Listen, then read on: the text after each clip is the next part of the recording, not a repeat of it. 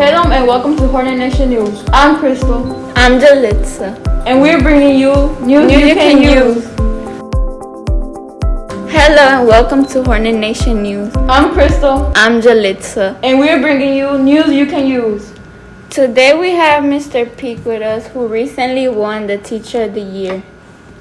Mr. Peake, tell us a little bit about yourself. I'm a teacher. Interesting. I used to be a singer professionally. I was an opera singer, and I traveled all around to other countries singing. But one of the things that I loved about singing was the words. You know, like the text. Like when I listen to music, it's all about the words.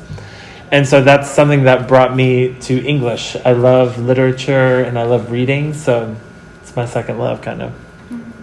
And Mr. Peake, you teach ELA. What has been challenging about this year? This year, something that's been really challenging is students collaborating and communicating with each other.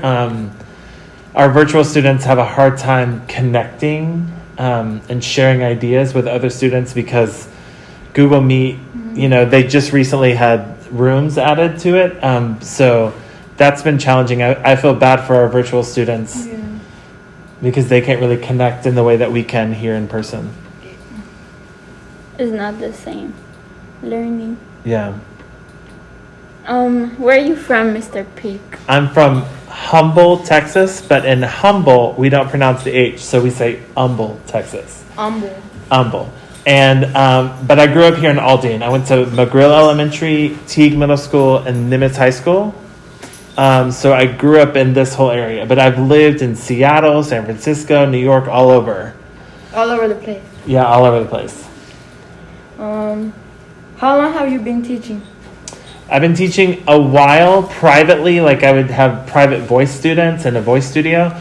But here at Hoffman, I've been here 3 years.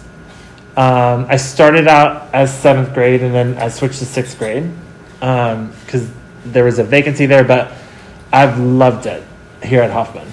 It's awesome. The students are amazing. They're super smart. Intelligent. Yeah. What are your hobbies? My hobbies, I love going to the movies, but with COVID, we don't really have movie theaters, so I watch Netflix or, you know, I usually watch that when I'm working on something or I watch YouTube. Oh, like there's Disney Plus. Yeah, a whole bunch of stuff. But I also like going to parks, you know, and just like walking around in a park listening to music. I love that. Yeah.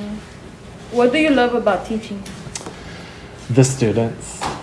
Yeah. I love when students, I have a lot of students who don't speak a lot of English, but then by the end of the year, they're like, they feel really confident. They open up to you. Yeah, they do. And I love seeing their growth.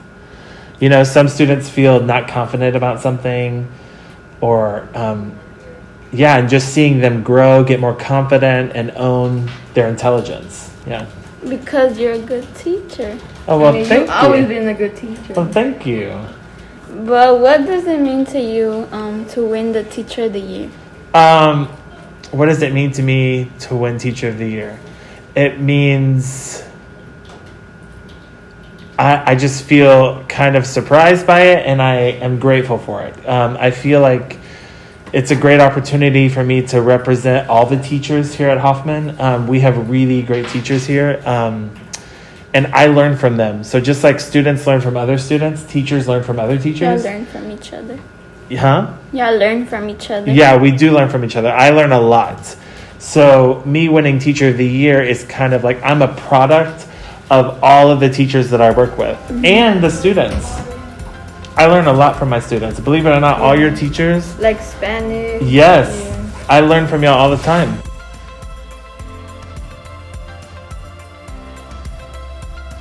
I'm Crystal. I'm Jalitza. You're here first. We're the Hornet Nation Pride. It's hard to hide.